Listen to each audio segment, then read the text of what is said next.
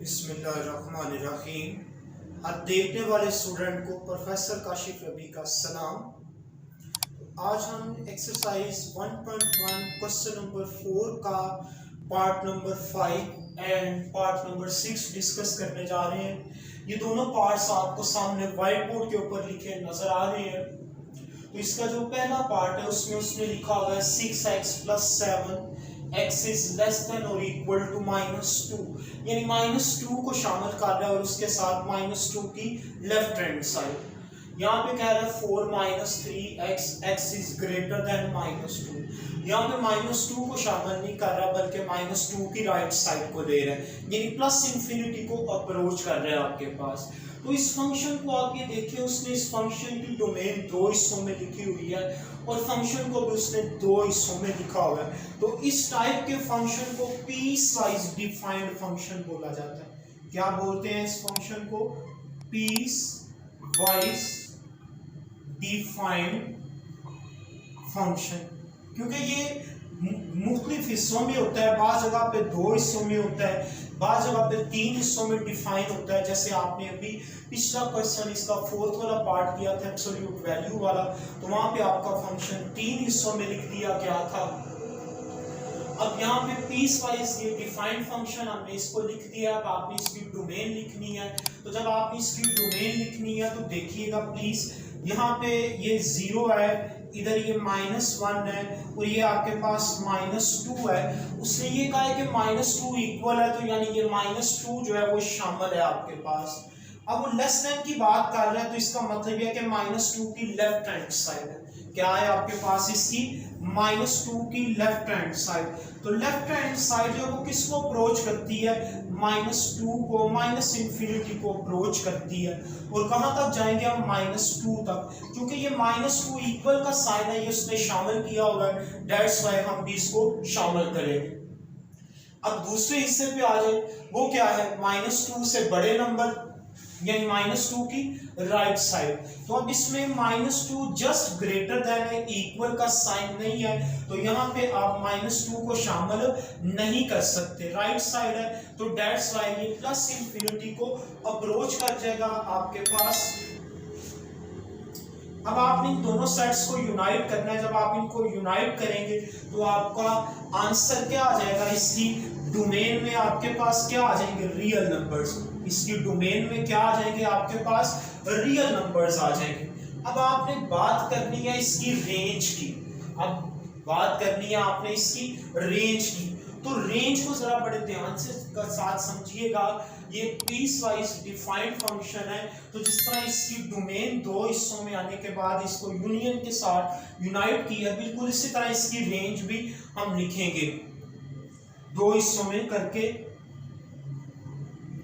अब आप ये देखिए जरा, आप इसमें जब -2 पुट करते हैं, इसका जो लीस्ट है आपके पास, सबसे जो बड़ा है वो -2 है आपके पास। -इंफिनिटी तो -इंफिनिटी ही आपके पास आ जाएगा। अब इसके बाद -2 आप इसमें दर्ज करें। -2 को दर्ज करने से क्या आ रहा है? -12 + 7, -12 + 7, तो क्या आया? -5। क्या इधर आपके पास आ गया? -5।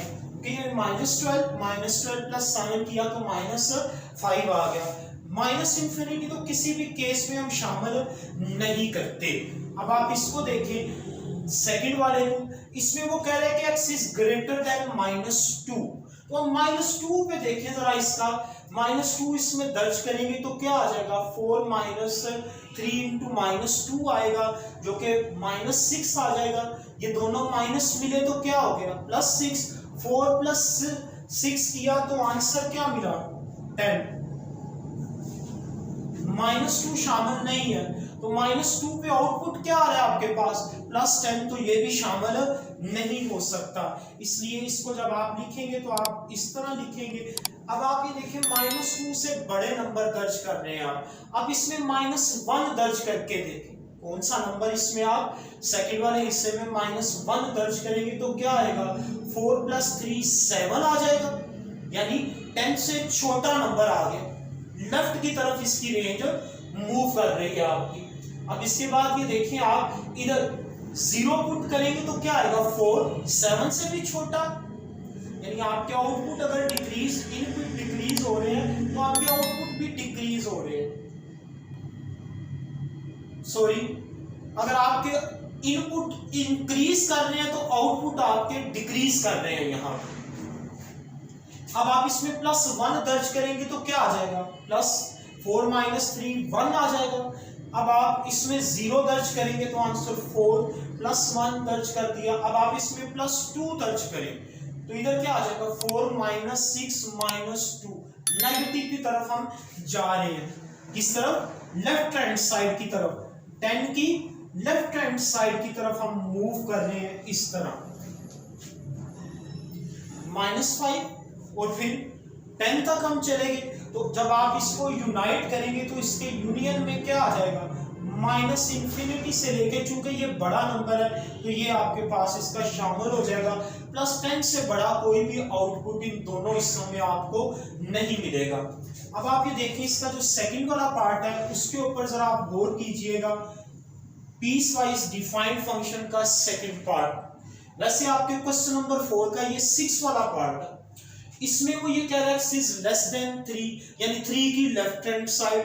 इधर वो कह रहा है x इज ग्रेटर देन और इक्वल टू 3, यानी 3 भी शामिल है और 3 की राइट हैंड साइड भी शामिल है आपके पास। अब आपने इसकी डोमेन लिखनी है तो डोमेन क्या हो जाएगी, जब आप इसकी लेफ्ट हैंड साइड की बात करेंगे तो -∞ को अप्रोच करेंगे हम, लेस देन का तो इधर इसका मतलब है कि 3 शामिल नहीं है। अब आप इधर 3 को शामिल करेंगे क्योंकि इक्वल का निशान गिवन है।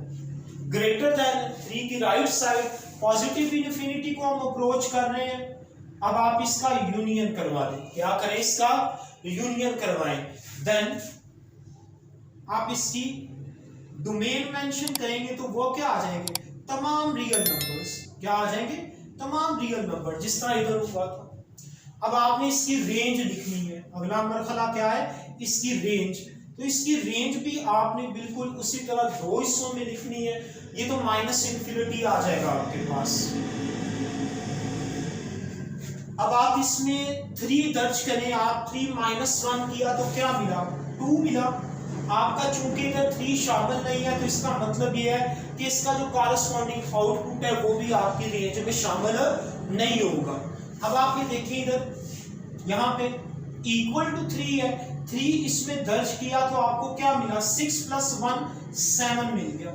अगला नंबर आपको क्या मिला, 7, और 7 आपकी रेंज में शामिल होगा क्योंकि इस हिस्से में 3 शामिल है। अब इसके बाद ग्रेटर देन 3 है, 4 को दर्ज करेंगे तो क्या मिलेगा, 9, 5 दर्ज करेंगे तो क्या मिलेगा, 11, यानी नंबर आपके बढ़ रहे हैं, +∞ की तरफ आपकी रेंज जा रही है। अब आप इसको यूनाइट कर दें, क्या करें, इसको यूनाइट कर दें तो ये इसकी रेंज है आपके पास। This is range of this